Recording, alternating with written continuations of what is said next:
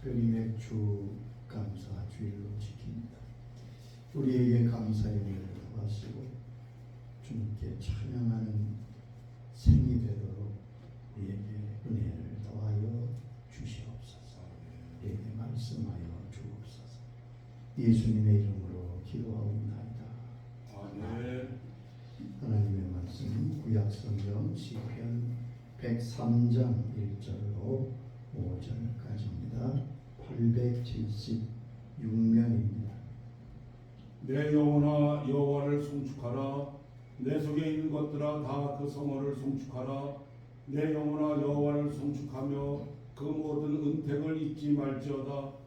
저가 모든 내 죄악을 사하시며 내 모든 병을 고치시며 내 생명을 파멸에서 구속하시고 인자와 긍휼로 관을 씌우시며 좋은 곳으로 내 소원을 만족케 하사 내 청춘으로 독수리같이 새롭게 하시는도다. 아멘. 주께서 주신 모든 은택을 잊지 말지어다. 오늘 맥주 감사 주일로 지킵니다. 탈무드는 율법학자들의 구전 및 해설을 집대성한 책입니다. 그래서 유대 민족의 지혜의 원천이 되는 책이기도 합니다. 이 탈무드에 이런 내용이 나와 있습니다. 가장 지혜로운 사람은 어떠한 경우를 당해도 배울 줄 아는 사람이다. 가장 강한 사람은 자기를 이기는 사람. 그렇지요? 가장 부유한 사람은 지금 가지고 있는 것에 만족할 줄 아는 사람이다. 우리는 여기에 더해서 다음과 같이 말할 수 있습니다. 가장 행복한 사람은 언제나 감사할 줄 아는 사람이다. 가장 건강한 사람은 감사할 줄 아는 사람이다. 감사하는 사람은 가장 예수를 잘 믿는 사람이다. 독일의 한 외과 의사가 참으로 가슴 아픈 수술을 집도하게 되었습니다. 한 여자분이 혀암으로 혀를 절단해야 하는 수술입니다. 이제 의사가 말합니다. 이 혀 수술을 하고 나면 다시는 말을 할 수가 없습니다. 이제 마지막으로 하실 말씀을 하시기 바랍니다. 이분은 생애 마지막 말을 하게 되는 것이지. 이 여인은 눈물을 주르르 흘리면서 눈을 감더니 하나님 앞에 기도합니다. 하나님 감사합니다. 주님 감사합니다. 주님 감사합니다. 그리고는 수술을 받습니다. 감사에는 두 가지가 있습니다. 만족해서 기쁨으로 드리는 감사가 있습니다. 다른 하나는 눈물로 드리는 감사입니다. 가진 것이 없고 고통스러운 처지에 놓였더라도 하나님의 깊은 은혜 생각하며 눈물로 드리는 감사입니다. 이처럼 감사는 귀한 것입니다. 그런데 이렇게 귀한 감사를 드리는 사람이 적습니다. 영국의 신학자 트렌치 박사는 특별히 주경신학자로서 예수님의 이적에 대한 말씀들을 많이 주석했는데 그 가운데에는 이런 말을 합니다. 내가 살펴보는 가운데 가장 드문 은혜는 감사할 줄 아는 은혜다. 감사는 쉬운 것 같지만 드문 것이 사실입니다. 성경에는 우리의 감사를 무엇이라고 말씀하고 있습니다. 하나님은 우리의 감사에 대해서 어떻게 말씀하고 계십니까? 첫째, 감사는 하나님의 뜻이라고 말씀합니다. 데살로니가전서 5장 16절 이하의 말씀이지요. 항상 기뻐하라. 쉬지 말고 기도하라. 범사에 감사하라. 이것이 그리스도 예수 안에서 너희를 향하신 하나님의 뜻이니라. 우리 하나님의 뜻을 따라 살려고 합니다. 그리고 어렵게 여깁니다. 이 많은 하나님의 뜻대로 우리가 어떻게 살 수 있을까? 여러분, 하나님의 뜻대로 일이 어렵지 않습니다. 범사에 감사하면 그것이 하나님의 뜻을 행하며 사는 것이라고 오늘 성경은 말씀하십니다. 감사하며 살 때 그는 하나님의 뜻대로 사는 사람입니다. 또한 감사는 하나님을 영화롭게 하는 것이라고 말씀하십니다. 사람의 제일된 목적이 무엇이지요? 하나님을 영화롭게 하고 영원토록 그를 즐거워하는 것이라고 우리가 잘 알고 있습니다. 이 사람의 제일된 목적이 하나님을 영화롭게 하고 하나님께 영광을 돌리는 것인데, 그것을 가능하게 하는 것이 바로 감사라는 말입니다. 시편 50장 23절에 말씀하십니다. 감사로 제사를 드리는 자가 나를 영화롭게 하나니 그의 행위를 옳게 하는 자에게 내가 하나님의 구원을 보이리라. 감사하는 자가 나를 영화롭게 한다. 우리가 감사할 때 하나님이 영광을 받으신다고요. 나의 감사는 하나님께 영광을 돌리는 행위입니다. 하나님은 우리가 감사할 때 영광을 받으십니다.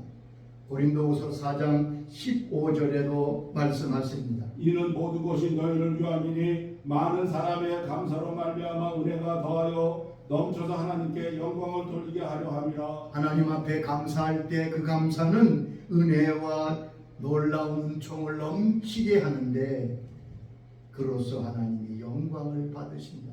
여러분, 하나님이 영광 받으시는 것은 어려운 데 있지 않습니다. 우리가 어려운 사명을 감당하는 데 있지 않아요. 그저 하나님 앞에 감사하면 그 감사가 하나님을 영화롭게 하는 삶이며 행위라고 말씀합니다. 주님 감사합니다. 우리가 감사의 말 한마디를 통해서 하나님이 기뻐하시고 영광을 받으신다는 것. 세 번째, 하나님은 우리의 감사를 기대하시며 기다리고 계신다는 사실입니다. 하나님 우리를 보실 때 부모가 자녀에게 기대하죠. 저놈이 공부를 잘하면 좋겠다. 여러 가지 성공을 기대하는데 하나님은 우리에 대해서 무슨 기대를 하고 계시겠습니까? 하나님 우리가 감사하기를 기대하고 기다리고 계세요. 한 번 주님께서 길을 가시는데 멀리서 10명의 문둥병자가 소리를 지릅니다. 예수 선생님이여, 우리를 불쌍히 여기소서. 가까이 올 수 없었던 저들이 불쌍해진 우리 주님께서 그들을 고쳐주십니다. 너희 몸을 제사장에게 보이라. 그런데 제사장에게 가는 중에 그들은 다 나왔습니다. 너무 놀랐습니다. 그리고 기쁨으로 고향으로 돌아갑니다. 근데 그 중에 한 사람이 사마리아 사람, 이렇게 나를 고치신 주님을 그냥 지나갈 수 없고, 달려와서는 그 발 앞에 엎드려 주님께 내 문둥병을 고쳐주셔서 감격하며 감사합니다. 이때 주님께서 뭐라고 말씀하셨는지를 여러분 기억하세요? 누가복음 17장 17절에 주님은 이렇게 말씀하십니다. 10사람이 깨끗함을 받지 아니하였느냐? 그 아본 어디 있느냐? 이 이방인 외에는 하나님께 영광을 돌리러 온 자가 없느냐? 여러분, 주님께서 돌아와 감사하는 이 이방인 사마리아 사람에 대해서 기특히 여기면서도 이렇게 말씀하시는 거예요. 10명이 다 받지 않았느냐? 9은 어디 있느냐? 이방인 외에는 하나님께 영광을 돌리며 감사하는 자가 없느냐? 그 말씀의 뉘앙스를 보면 주님은 저들이 주님 앞에 와서 감사하며 하나님께 영광 돌리기를 기다리고 계셨다는 것을 알 수 있습니다. 그 아홉은 어디입니까? 예나 지금이나 은혜를 구하고 은혜를 받고 복을 받은 사람은 많지만 그 은혜와 축복에 감사하는 사람은 적습니다. 오늘의 말씀에 비춰보면 10명 중에 한 사람은 10%만 감사합니다. 10%만 그 은혜를 잊지 않는 것. 여러분이 감사하는 삶을 살면 적어도 우리가 모든 하나님의 백성 가운데 10%에 속하는 사람이 되는 것입니다. 감사하세요. 하나님은 이사야를 통해서 이렇게 탄식하십니다. 이사야 1장 3절에 말씀하시지요. 소는 그 임자를 알고 나귀는 그 주인의 구유를 알건만은 이스라엘은 알지 못하고 나의 백성은 깨닫지 못하는도다. 여러분, 하나님이 심지어 소와 나귀에 비유합니다. 소는 임자를 알고 나귀는 주인의 구유를 아는데, 짐승들도 아는데 내 백성은 나를 알지 못하는. 여러분, 우리는 어떻습니까? 감사에 힘쓰는 자가 되어야 될 것입니다. 또한 하나님은 감사하는 자를 위하여 특별한 은혜와 복을 준비하고 계신다는 사실이에요. 이 한 사람 사마리아 사람이 돌아와 주님 발 앞에 엎드려 감사드리며 찬양합니다. 이때 주님은 요한 누가복음 17장 19절에 다음과 같이 말씀하십니다. 일어나 가라 내 믿음이 너를 구원하였느니라 하시더라. 일어나 가라 내 믿음이 너를 구원하였느니라. 돌아와 감사하는 저에게 그의 문둥병뿐 아니라 그가 영생하도록 영생의 은혜를 주었습니다. 구원의 은총을 주신 것입니다. 잠시 동안의 몸의 회복뿐 아니라 영원한 영생의 천국의 축복을 저에게 주었습니다. 아멘. 여러분, 우리가 감사하면 하나님은 우리의 감사하는 그때 주시려고 손에 놀라운 은총과 복을 들고 계시다는 사실을 기억하시기 바랍니다. 하나님은 감사하는 자에게 준비하신 특별한 은혜가 있습니다. 그래서 스콜전 목사님은 그런 말을 했습니다. 별빛에 감사하는 자에게 달빛을 주시고, 달빛을 감사하는 자에게 햇빛의 은혜를 주시고, 햇빛에 감사하는 자에게 천국의 빛을 주신다. 신학자 존 자вет은 우리가 감사할 때 우리 속에서 다음과 같은 놀라운 축복의 역사가 있다고 그는 말하고 있습니다. 첫째는 마음속에 용기가 생깁니다. 우리가 감사할 때 담대함이 생깁니다. 여러분, 어렵고 힘들 때 주 앞에 엎드려 감사하시기 바랍니다. 그러면 담대함이 생깁니다. 다니엘은 사자굴을 통과한 위대한 하나님의 사람입니다. 어떻게 그는 이런 담대한 하나님의 사람으로 사자굴을 이길 수 있었겠습니까? 다니엘서 6장 10절에 그 말씀이 나와 있습니다. 예루살렘을 향한 창문을 열고 전에 하던 대로 하루 3번씩 무릎을 꿇고 기도하며 그의 하나님 앞에 감사하였더라. 다니엘은 단순히 기도만 한 것 아닙니다. 그의 하나님께 감사하였더라. 사자굴 앞에서도 그는 감사합니다. 감사할 때 용기가 나고 담대해져서 능히 사자의 굴을 통과할 수 있었습니다. 또한 감사는 해독제가 됩니다. 세상 어떤 악도 어떤 독도 그를 침범할 수 없습니다. 또한 방부제가 됩니다. 감사는 그 사람을 깨끗하게 하고 썩지 않게 합니다. 감사하는 사람은 부패하지 않습니다. 타락하지 않습니다. 그러므로 그 믿음과 신앙이 보존되고 보호됩니다. 한 사람의 인격은 그 사람의 감사를 보면 평가할 수 있습니다. 감사를 회복할 때 하나님의 은총이 내려지게 될 것입니다. 프랑스 국민들로부터 8번이나 올해의 인물, 가장 존경하는 인물로 뽑혔던 피에르라고 하는 프랑스 신부님이 계셨습니다.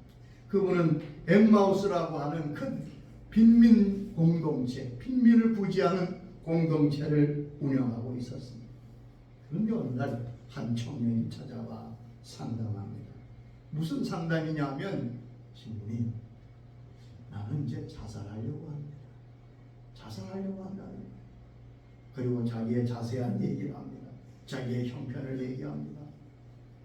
자살까지 생각하니 그 형편이 얼마나 어렵겠습니까? 그 얘기를 다 듣더니 신부님이 위로합니다. 그래, 말을 들어보니 충분히 이해가 됩니다. 그 자살을 결심할 만한 이유가 됩니다. 참 살기가 어렵겠구나. 그런데 그 다음에 뭐라고 했냐면, 그런데 내가 한 가지 부탁을 하면 좋겠는데, 신부님 무슨 부탁입니까? 나 좀 도와주지 않겠나? 지금 당장 할 건 아니잖아. 그러니까 나 좀 도와주게. 그랬더니 청년이 그러지요. 이왕 죽을 건데 우리 신부님 좀 도와드려. 그날부터 옆에서 신부님을 돕기 시작합니다. 가장 어렵고 힘든 비참한 분들을 돕고 그 일을 함께 하다 보니까 이 청년의 마음이 바뀌게 됩니다. 그는 나중에 그런 말을 합니다. 신부님이 나에게 돈을 주시거나 직장을 구하거나 살 길을 마련해 주셨다면 나는 얼마 후에 또다시 자살할 생각을 하게 되었습니다. 그런데 신부님과 함께 가장 어렵고 힘든 자들을 도우면서 나는 자살할 만한 상황이 아니라는 걸 알게 된다. 그는 마음을 고쳐먹었다는 것. 여러분, 감사는 환경과는 관계가 없습니다. 아멘. 파핀이라는 사람이 재미난 말을 했지. 적어도 3가지가 있으면 누구도 원망할 자격이 없다. 한 끼 양식이 있으면 감사해라. 오늘 건강하면 불평하지 말고 감사해라. 소망이 있다면 하나님께 감사하라고 말하고 있습니다. 오늘 읽은 시편 103편은 다윗 왕의 시편입니다. 그가 평생 주를 섬기며 하나님을 찬송하며 드리는 감사의 찬송시. 내 영혼아 그 은택을 잊지 말라. 내 영혼아 그 은혜를 잊지 말도록 해라. 여러분, 사람들이 감사하지 못하는 것은 은혜를 받지 못해서가 아닙니다. 받은 은혜를 잊어버리기 때문에 그렇습니다. 그러므로 우리는 하나님의 주신 은혜를 잊지 않는 사람이 되는 게 무엇보다도 중요합니다. 여기 오늘 본문에 우리가 잊지 말고 감사해야 될 내용을 다윗은 전하고 있습니다. 우리가 이 맥주감사주일 다시 이 감사를 회복할 수 있어야 되겠습니다. 이와 같은 내용을 하나님 앞에 감사하는데 평생 잊지 않고 그 은택을 잊지 않는 우리가 될 수 있기를 바랍니다. 첫째는 나의 죄를 용서해 주신 은혜를 잊지 말라고 여기 말하고 있습니다. 그가 내 모든 죄악을 사하신, 그가 내 모든 죄악을 사하신. 가장 먼저 드리는 감사는 내 죄를 용서하신, 내 죄를 용서하셔서 구원해 주신 사죄의 은총에 대한 감사일 것입니다. 우리 중에는 그 주님께서 나의 죄를 사하시고 용서하시고 구원하셨다는 은혜에 대해서 크게 대수롭지 않게 여기는 분들이 의외로 많습니다. 여러분, 세상에 가장 무서운 것은 죄입니다. 죄 때문에 하나님이 진노하십니다. 죄 때문에 심판과 저주를 받고 끝내는 지옥에 떨어집니다. 예레미야 5장 25절 보면 하나님 주시는 모든 축복과 좋은 것을 가로막는 것이 죄라고 성경은 말씀합니다. 그런데 하나님이 나의 죄를 용서해 주셨습니다. 예수님이 친히 십자가를 지심으로 그 흘리신 보혈로 나의 모든 죄를 사하셔서 저주와 죽음에서 건져주셨습니다. 예배소 1장 7절에 말씀하시지요. 우리가 그리스도 안에서 그의 은혜의 풍성함을 따라 그의 피로 말미암아 성령 곧 제사함을 받았느니라. 히브리 10장 19절도 말씀하십니다. 그러므로 형제가 우리가 예수의 피를 힘입어 성소에 들어갈 담력을 얻었나니 나의 죄를 용서하신 그 은혜야말로 당연히 제일 먼저 드리는 감사, 평생 잊지 말아야 될 은택인 것입니다. 죄사함의 은총은 가장 귀한 은혜입니다. 그리고 현재 축복입니다. 내가 하나님 앞에 죄를 용서받고 하나님의 귀한 자녀가 되었을 때 비로소 우리는 그 위치가 달라집니다. 여러분, 우리가 죄 용서받아 하나님의 자녀가 되면 단순히 죄를 용서받았다 그런 의미가 아닙니다. 골로새 1장 13절에 보면 그 의미를 이렇게 말씀하고 있습니다. 그가 우리를 흑암의 권세에서 건져내사 그의 사람의 아들의 나라로 옮기셨으니. 여기 보면 흑암의 권세에서 우리를 건져내사 그의 사랑의 아들의 나라로 옮기셨다. 여러분, 죄 사함 받고 하나님의 자녀가 되었다는 것은 흑암의 권세, 사단의 권세, 이 악한 세대에서 건져내셔서 하나님 나라로 옮겼다는, 우리의 주소가 옮겨졌습니다. 우리의 소속이 달라졌습니다. 그의 아들 안에서 우리를 속량고 죄 사함을 받았다고 말씀합니다. 여기 속량이라는 말씀하셨습니다. 여러분, 죄 사함을 받았다는 의미가 무엇입니까? 그것은 예수님께서 우리의 죄값을 대신 치우셔서 우리를 사셨다는 것을 말합니다. 죄는 그냥 사해지지 않습니다. 죄의 삭은 사망이거든요. 그 사망의 값을 예수님이 치우셨습니다. 죄는 죽음으로만 치를 수 있는 그런 것입니다. 그래서 주님께서 십자가에서 죽으심으로 우리를 모든 죄에서 속량, 즉 우리를 사셔서 주의 자녀가 되게 하셨어요. 주님께서 단번에 우리의 모든 죄를 사하셨어요. 그러므로 지금도 누구든지 주님 앞에 나가 우리의 죄를 자백하면 주님은 기꺼이 용서하시고 깨끗게 하십니다. 요한일서 1장 9절에 말씀하십니다. 우리가 우리 죄를 자백하면 그는 미쁘시고 의로우사 우리 죄를 사하시며 우리를 모든 불의에서 깨끗하게 하실 것이요. 여러분, 그러므로 우리가 하나님 앞에 나가 우리 죄를 자백합니다. 우리가 용서받고 하나님 앞에 바로 서게 되는 가장 유일한 한 가지 조건이 무엇입니까? 주님 앞에 믿음으로 나가 우리의 죄를 자백하는 데 있습니다. 그때 주님께서 우리의 죄를 도말해 주시고 우리를 정결케 하십니다. 그리고 이 모든 은총은 값없이 주시는 것입니다. 값없이 주시는 것. 이 부분을 잘 기억해야 됩니다. 우리가 죄 용서받고 주의 자녀가 되고 하나님의 나라에 들어가는 데는 우리의 치르는 값이 아무것도 없어요. 로마서 3장 24절에 말씀하십니다.